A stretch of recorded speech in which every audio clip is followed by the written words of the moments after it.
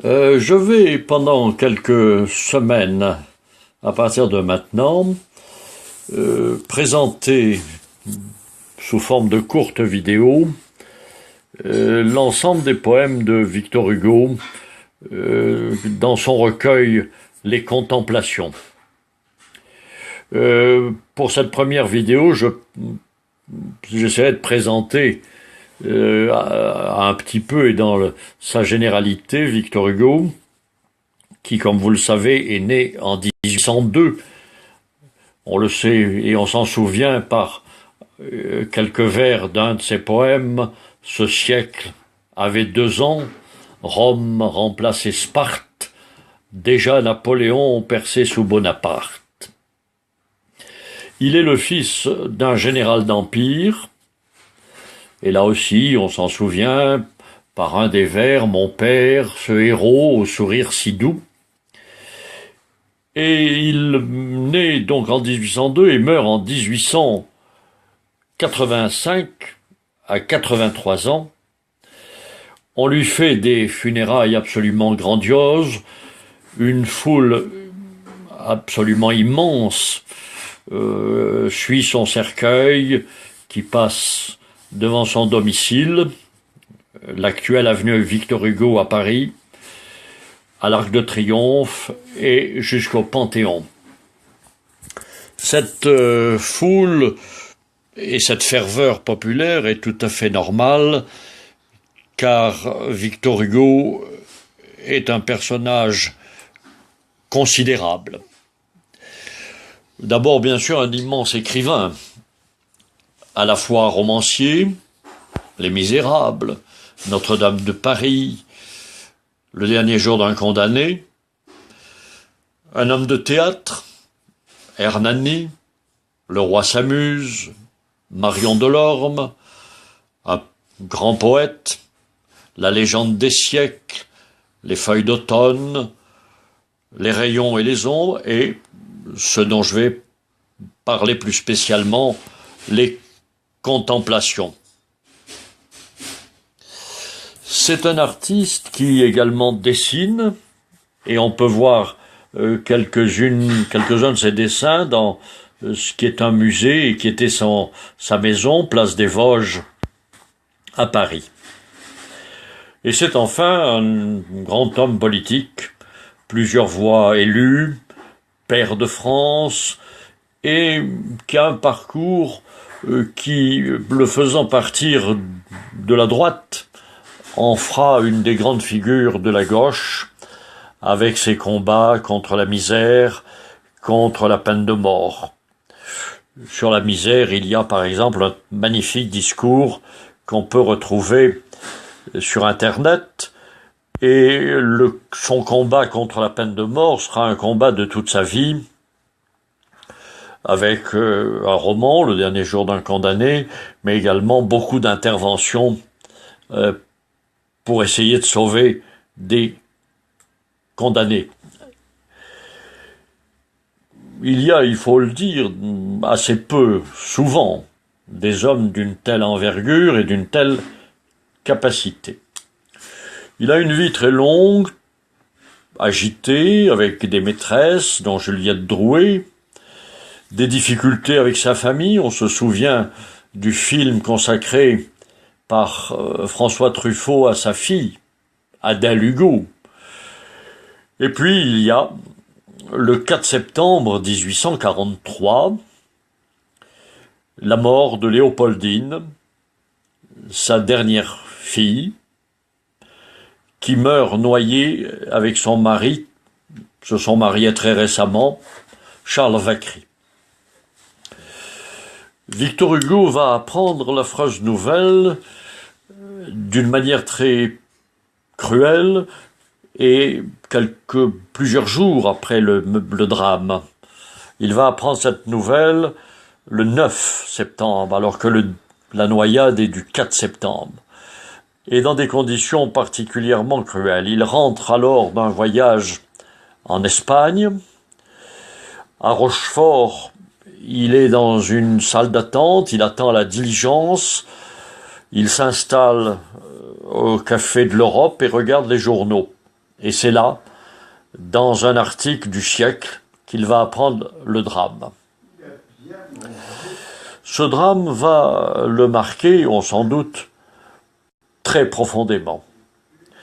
Et lorsque il est en exil en 1856 à Guernesey, pour des raisons politiques, il va publier les Contemplations.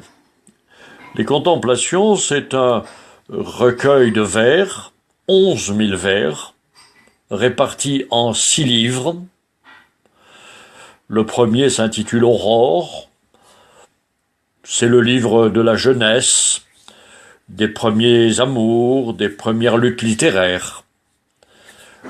Le deuxième, c'est L'âme en fleurs, c'est le livre où Victor Hugo conjugue le verbe aimer, et on sait qu'il a beaucoup aimé dans sa vie. Le troisième livre, c'est Les luttes et les rêves, c'est le livre où il évoque les luttes politiques, contre la misère, contre la peine de mort. Le quatrième, celui dont je lirai beaucoup d'extraits, c'est Pokamee. En latin, quelques vers pour ma fille. C'est le livre du deuil, dans lequel il évoque la mort de Léopoldine et son deuil. Et enfin, le cinquième, c'est En marche. C'est le livre du ressaisissement, du dynamisme retrouvé, et où il évoque la beauté de l'immense nature, les océans, les rochers, le ciel, tout ce qui lui a permis de surmonter petit à petit son chagrin. Le sixième s'intitule Au bord de l'infini. C'est un livre de méditation métaphysique sur l'au-delà, et le livre s'achève sur le regard d'un contemplateur, triste et meurtri, mais serein. Il y a une autre grande division qui nous est indiquée par Victor Hugo lui-même. Autrefois, aujourd'hui. Autrefois, c'est avant la mort de Léopoldine. Aujourd'hui, c'est après la mort de Léopoldine, ce drame qui le bouleversera. Voilà, situé à la fois le grand poète, le grand romancier, sa vie brièvement est résumée, et surtout ce drame qui va donner lieu à ce livre magnifique que sont les Contemplations.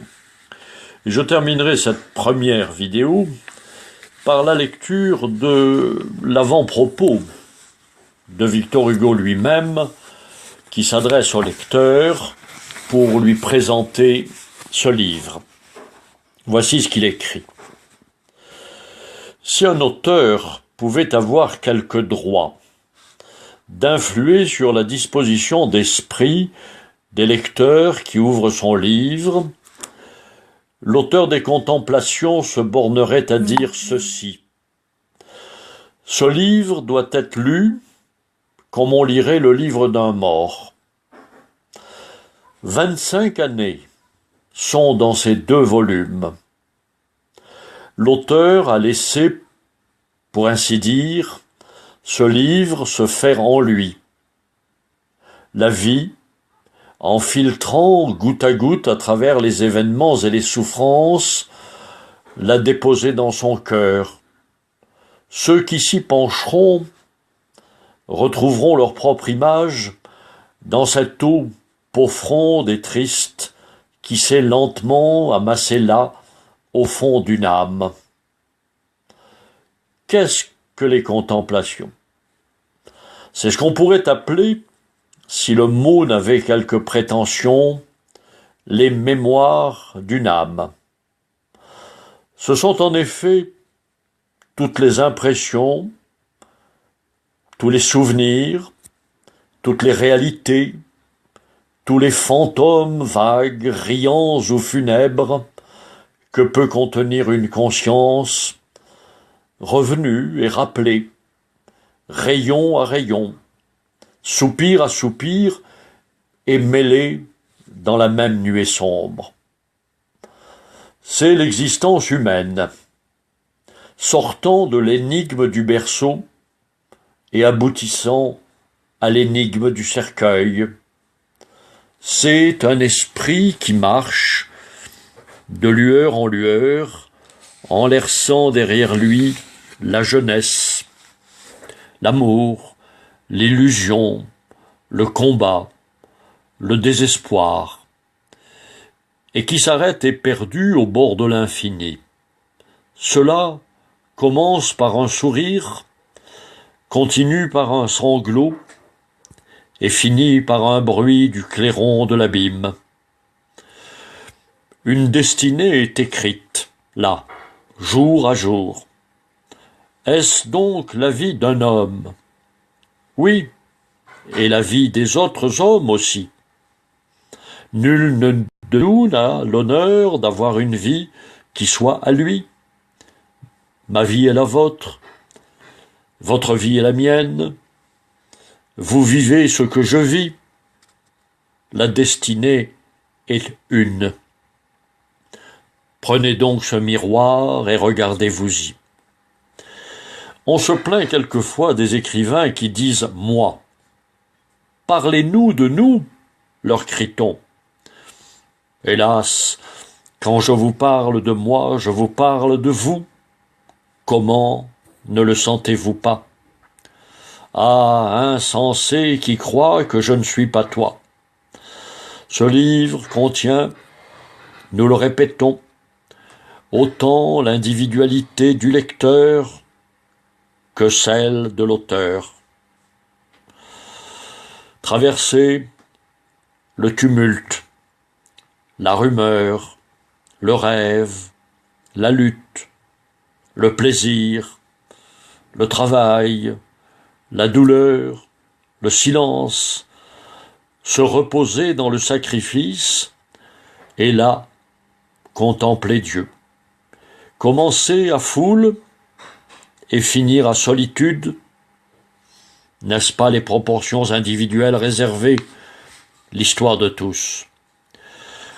On ne s'étonnera donc pas de voir, nuance à nuance, ces deux volumes s'assombrir, pour arriver cependant à l'azur d'une vie meilleure. La joie, cette fleur rapide de la jeunesse, ses feuilles page à page dans le tome premier qui est l'espérance, et disparaît dans le tome second qui est le deuil. Quel deuil? Le vrai, l'unique, la mort, la perte des êtres chers. Nous venons de le dire, c'est une âme qui se raconte dans ces deux volumes, autrefois, aujourd'hui. Un abîme les sépare, le tombeau. Guernesey, mars 1856.